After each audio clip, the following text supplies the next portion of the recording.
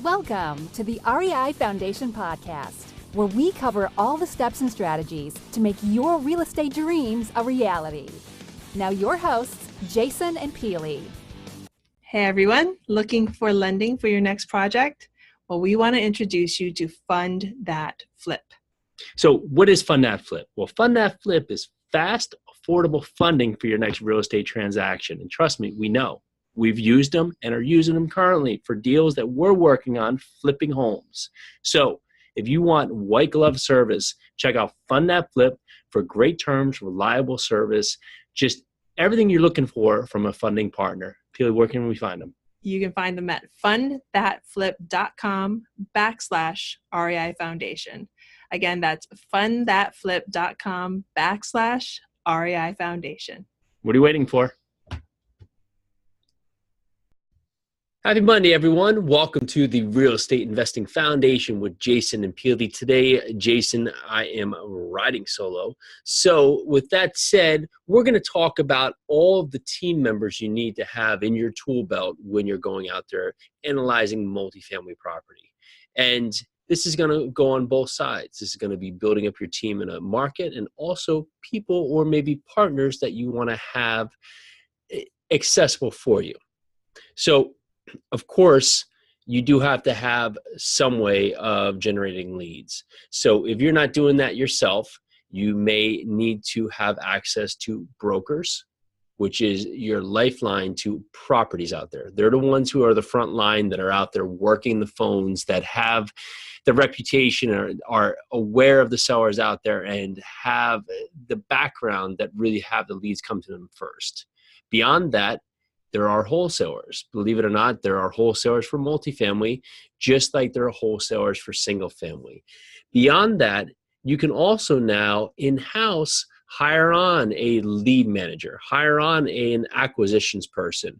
It can be as simple as having someone cold calling, and you can do things like third-party outsource this through sites like Upwork or Fiverr, where you provide lists to people and have them cold call.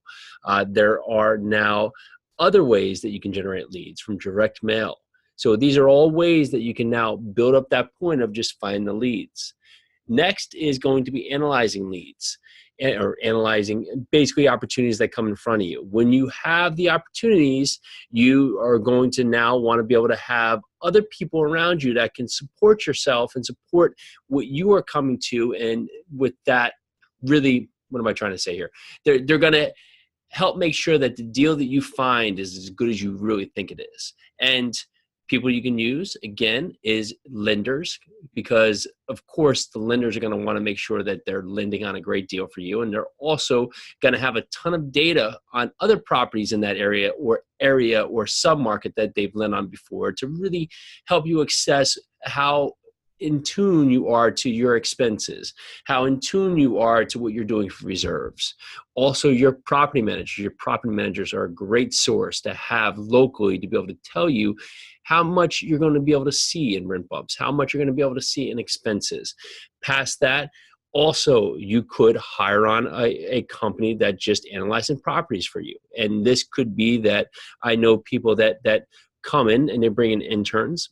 And with those interns, they basically provide them with their analysis tool, show them how they want to underwrite the deals, and then lock them into a dark room somewhere and send them a ton of deals and have them break down the deals that make sense. And only then does the GP or sponsor get involved to look at the deal to the next step.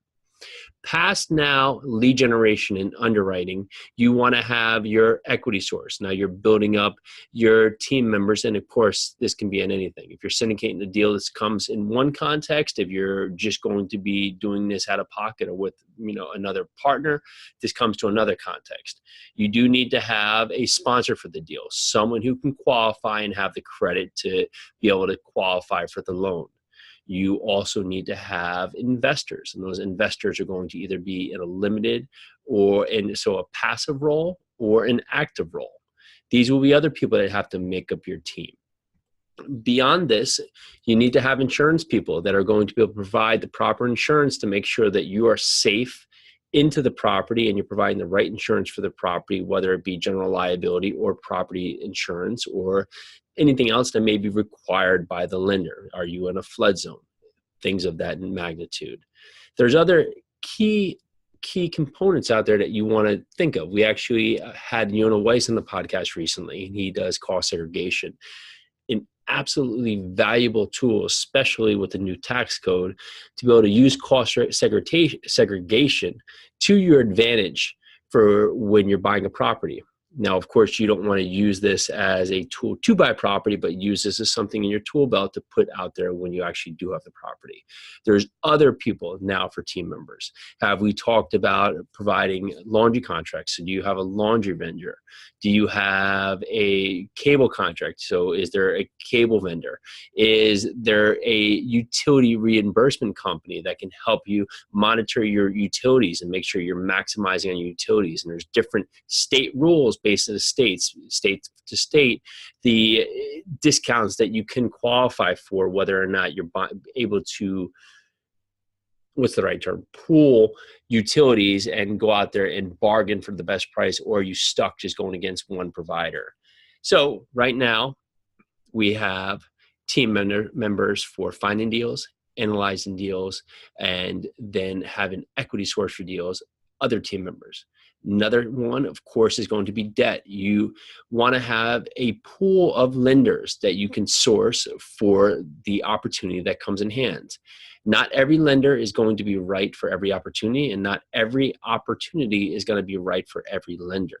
So we like to look at deals is when we do come across an opportunity that basically passes a sniff test and we want to take it to that next step, then we look at what would be great debt for the property.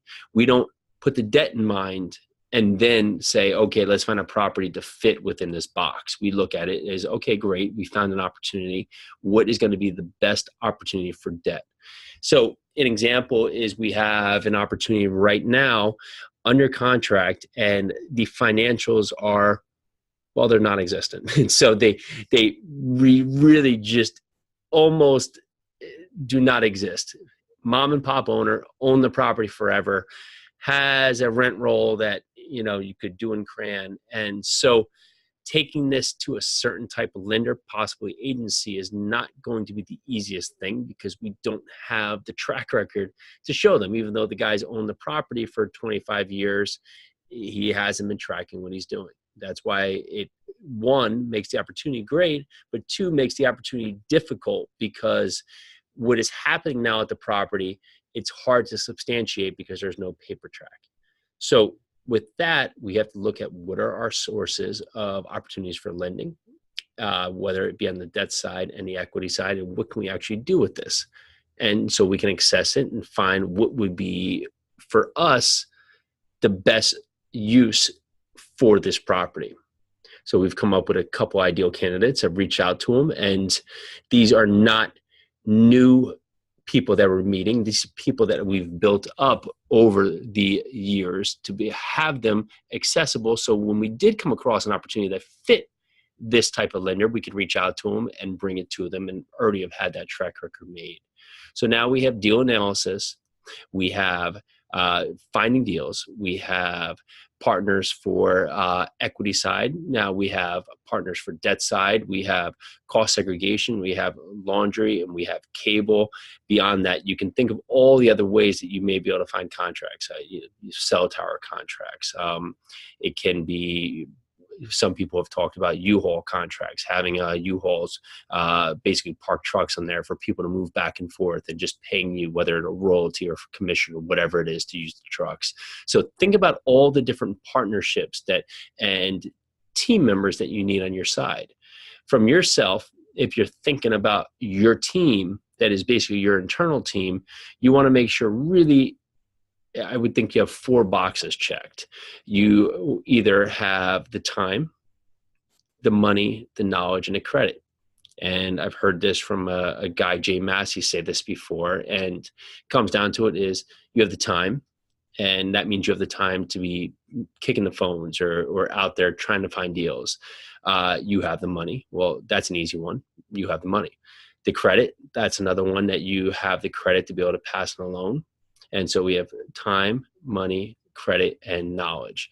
Last one is you have the knowledge to be able to find out what are the key pieces to the deal that make sense and what really can take this across the finish line.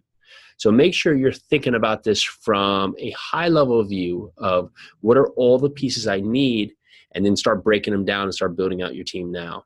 And it may sound like a lot of people, but this is the people that you're going to need. And there's actually a lot more to it past that you're going to want to build out. But you want to have all these people readily accessible to you. So when you're ready to act, you can pull on these people.